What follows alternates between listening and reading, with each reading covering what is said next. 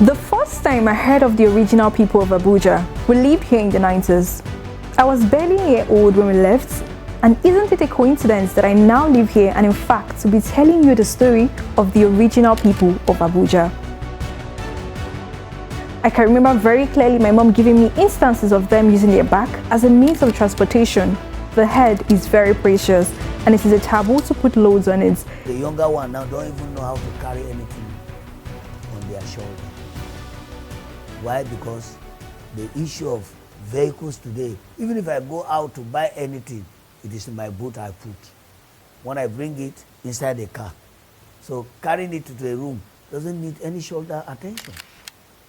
But it is only in the primitive communities now that development has not yet catch up there that you can still see them practicing carrying something in their shoulder. But that was one of the cultural activities that Gbagyi man was used to. Hi, I'm Aisha Abdullah, and I'll be telling you the story about the original people of Abuja. Long time ago, somewhere deep in the lands of Abuja, Nigeria's Federal Capital Territory, were some people who were the first settlers in this area.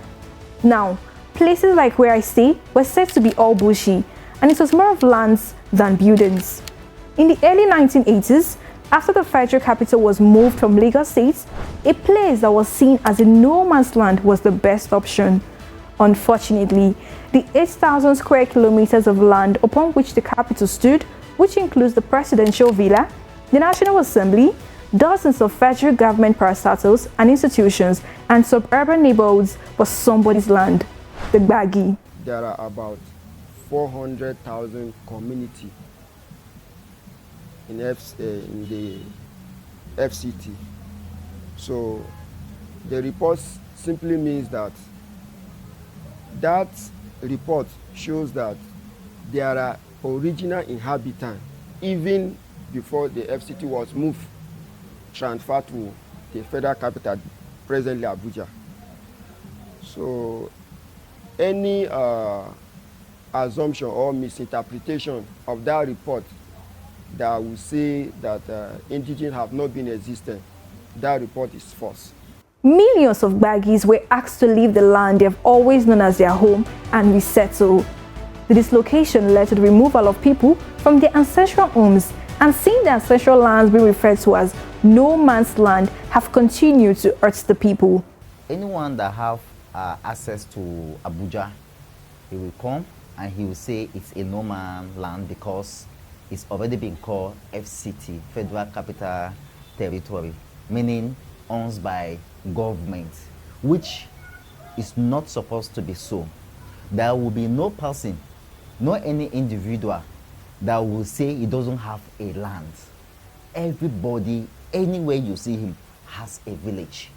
Even if he comes from exile, he has his own village. So whosoever that say Abuja is normal land, he's saying it based on his own understanding. But we in the FCT, we know there are people originally from FCT.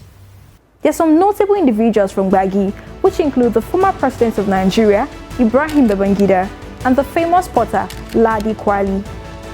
I didn't make sense of where I see being called Apo resettlement until I was made to know that it is where thousands of the Gbagyi were resettled in a way of compensation from the government. Although you can still find them scattered in different parts of Abuja, and for some who refuse to resettle, they are still found in the villages and have taken farming as their only means of livelihood. We have Gariki, we have Pana, which is this community, we have Wisi, we have Kuba, we have Kuba, Matama, who some of them were resettled to Kuba presently. We have Wisi, where there is present Wisi market. There was a community there, and those people were resettled. If you're on your way to Kaduna, some of them were resettled there. Then the remaining communities that were not resettled, even though those communities they were not properly resettled, the Kuba, wherever I'm talking about, they were not properly compensated and they were not properly resettled. We don't longer think of resettlement. What we are thinking now is urban renewal or integration.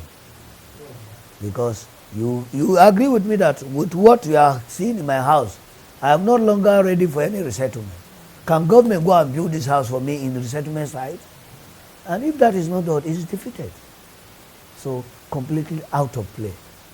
The Gbagyis are very famous for their type of yam, and there's a popular myth that is how the word Gbagyi was coined, from a particular yam known as Gwari. We are not Gwari, we are Gbagyi. So Gwari is your intonations. You want to get it quick. So the real name is Gbagyi, not Gwari. When you, in our language, we have a yam that is called Gwari. So Gbagyi is not Gwari, Gbagyi is Gbagyi. Their major occupation is farming, hunting, traditional arts, and which include pottery and woodwork like mortar and pestle. They are quite famous for nice pottery works and their mortars. With a population of about 15 million people, majority in the north-central Nigeria, they can be found in Niger, Kogi, Nasarawa, and Kaduna states.